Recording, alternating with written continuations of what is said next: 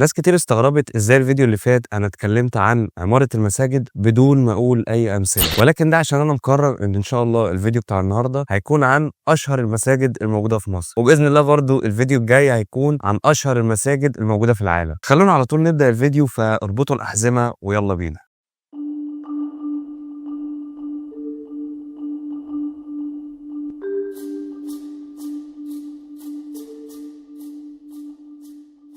مساء الفل يا شباب. كنت بصراحه محتار في بدايه الفيديو المفروض تكون عامله ازاي، لان في مساجد حديثه وفي مساجد اثريه وفي مساجد في جميع انحاء الجمهوريه، لحد ما جات لي فكره. ودلوقتي هنبدا نعرف مع بعض كل المساجد الموجوده على فئات العمله المصريه، ونبدا بفئه الربع جنيه، وده مسجد السيده عائشه موجود في منطقه السيده عائشه في حي الخليفه. وبالمناسبه الحي ده كله مساجد من المساجد اللي احنا هنتكلم عليها النهارده. المسجد ده اتبنى سنه 1762 وأعاد ترميمه سنه 1971. وعلى فئة النص جنيه موجود جامع الازهر الشريف، وده موجود في منطقة الضرب الاحمر، بالمناسبة في نفس المنطقة اللي احنا بنتكلم فيها اللي هي حي الخليفة. بالمناسبة الجامع ده اللي اسسه جوهر الصقلي، والجامع ده اتأسس سنة 971، يعني يعتبر جامع اثري. والجامع ده خد جايزة الملك فيصل في خدمة الاسلام. وطبعا مش محتاج اقول ان ده الجامع الازهر، فهو كان منارة علم. كل خريجين الازهر زمان كانوا بيتعلموا في جامع الازهر ذات نفسه، اللي خد القصة بتاعت اسمه ايه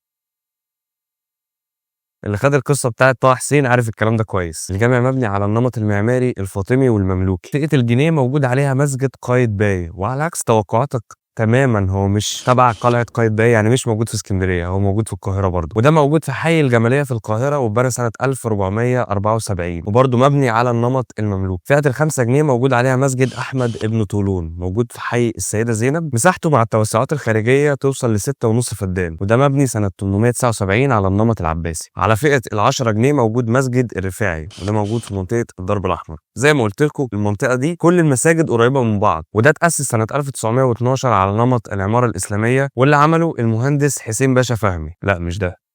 فئة ال20 جنيه موجود عليها مسجد محمد علي، وهنا بقى نقدر نصرف. طبعا معروف المسجد موجود في القلعة، واتبنى سنة 1848 ومبني على الطراز العثماني. المسجد ده حقيقي ليه تفاصيل كتير تحفة، بس أنا حاسس إن هو يستاهل فيديو لوحده. ممكن نعمل فيديو أصلا بيتكلم عن القلعة كلها بما فيهم مسجد محمد علي. فئة ال50 جنيه موجود عليها مسجد أبو حريبة في منطقة الضرب الأحمر، اتأسس سنة 1480 على إيد سيف الدين قجماس. معرفش أنا قلت الاسم صح ولا غلط. والمسجد مبني على النمط المملوكي. فئة ال100 جنيه موجود عليها مسجد السلطان حسن، يعتبر من اكبر المساجد الموجوده في مصر، موجود في منطقه الضرب الاحمر، واتبنى سنه 1363 على النمط المملوكي. واخيرا وليس اخرا فئه ال200 جنيه موجود عليها مسجد قاني باي الرماح، وده موجود في منطقه الضرب الاحمر برضه، واتبنى سنه 1503 على النمط المملوكي. المهم ان اكيد مش هيبقى دول كل المساجد اللي احنا هنتكلم عنهم، لان في مساجد برضه لازم نقول اسمها في الفيديو ده. احنا بنتكلم عن اشهر المساجد في مصر كلها، وعشان كده انا قررت ان انا اخد مسجد من كل محافظه. ونبدا اول حاجه بمسجد الفتاح العليم في منطقه العاصمه الاداريه، وده لان هو اللي موجود على ال10 جنيه البلاستيك. بالنسبه ل20 جنيه فهي موجود عليها مسجد محمد علي برضه. في القاهره اشهر مسجد حديثا هو مسجد الرحمن الرحيم الموجود في صلاح سالم، لكن المعروف ان اشهر مسجد واكبر مسجد واول مسجد في مصر هو مسجد عمرو بن العاص. طبعا انتوا هتلاقوني بقول مسجد وجامع،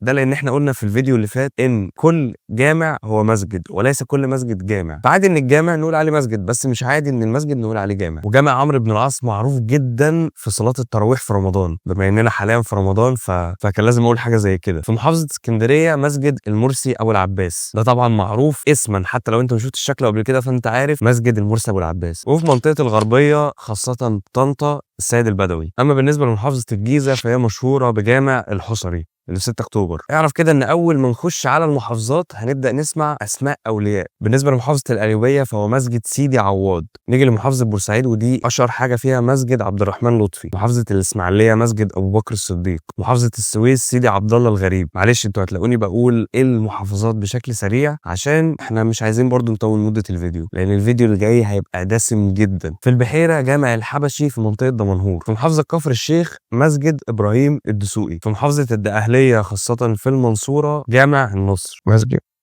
ما دخلت الجيش ازاي يا جدعان؟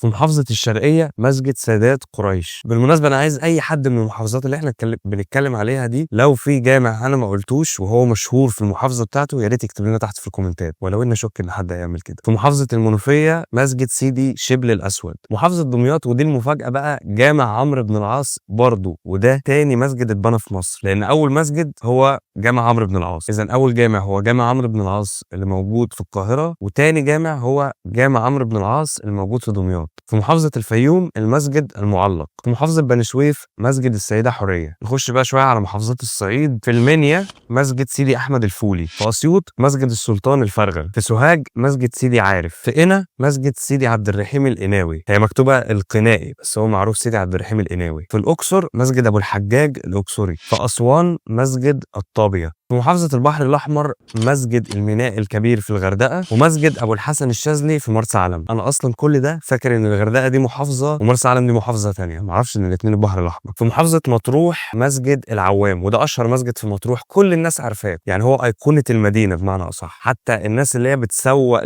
للأماكن بتاعة المصايف يقول لك الشقة اللي أنت هتأجرها دي قريبة من منطقة العوام، إذا المنطقة كلها معروفة باسم المسجد. في محافظة الوادي الجديد مسجد نصر الدين. في منطقة جنوب سيناء خاصة في شرم الشيخ أشهر مسجد هو مسجد الصحابة، والمسجد ده تحفة معمارية حرفيا، أنا شفته بنفسي كنت مبهور بجد. يعني أنا ممكن أصلا أطول لك مدة الفيديو شوية عشان المسجد ده بجد يعني تحفة. في محافظة شمال سيناء خاصة منطقة العريش موجود مسجد النصر، وده أكبر مسجد في المحافظة. طبعا عارف إن في حاجات كتيرة قوي مشهورة ما قلناهاش، بس أنا حاولت ان انا انوع. يعني جات لي فكره الجوامع الموجوده على العمله المصريه دي، وبعدها قلت ان انا لازم احاول بقدر الامكان اغطي كل المساجد والجوامع الموجوده في انحاء الجمهوريه. عشان كده جات لي فكره ان انا اخد جامع او مسجد من كل محافظه. وبس كده يكون خلص فيديو النهارده، اتمنى يكون الفيديو عجبك. تنساش لو انت مهتم بالمحتوى المعماري والمحتوى البصري بشكل عام، يا ريت تشترك في القناه لو لسه ما اشتركتش، وتفعل زر الجرس عشان يوصلك كل الفيديوهات الجديده. ولو انت حاسس ان الفيديو يستاهل ينتشر، يا ريت تساهم في انتشاره عن طريق ان انت تعمل لايك وتشارك الفيديو مع اصحابك. بس كده، شكرا جدا،